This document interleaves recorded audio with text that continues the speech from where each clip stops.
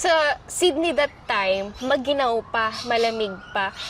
Ang bilis ko nakahanap ng trabaho doon. Pagdating ko, after a day, na-hire na ako eh. Pero ang sahod ko that time, 150, pero magtatrabaho ng 10 hours. So, 15 per hour. Vietnamese restaurant. Gosh, hindi ko pa alam noon. Wala akong alam. Lahat kasi during that moment, I believe, bago ako nadating ko dito, wala kang tinatawag na work restriction. Oo, tama. Walang work restriction, Wala. diba? So, ang alam mo lang, mag-apply ka ng trabaho, Yun pagtatrabahuhin yun. ka, susweldo ka. So, yun yung alam ko. Ako din. My God, hindi ko Nagtrabaho alam. ako, tapos sumusweldo ako ng 20 per oras. At least Tapos, nagtrabaho ako ng 70 hours isang linggo. Tapos, sumusweldo ako ng 1/4.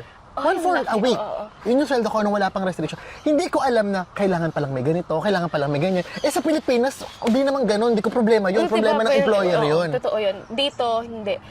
Wala akong alam. 15 per hour. Hindi ko alam na parang underrate pala ako. Exploited ka pala. Oo, diba? Hindi ko alam yun. Wala akong alam. So, 3 months ako nag-work sa kanya na ganun.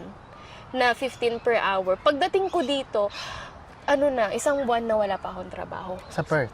Sobrang quiet that time. As in, yung parang sarado lahat. Yung parang pa-open pa lang sila. Kaya ang naging first work ko noon, sa Crown, yun yung room attendant. Pero hindi ko kinaya. Sobrang bigat ng trolley.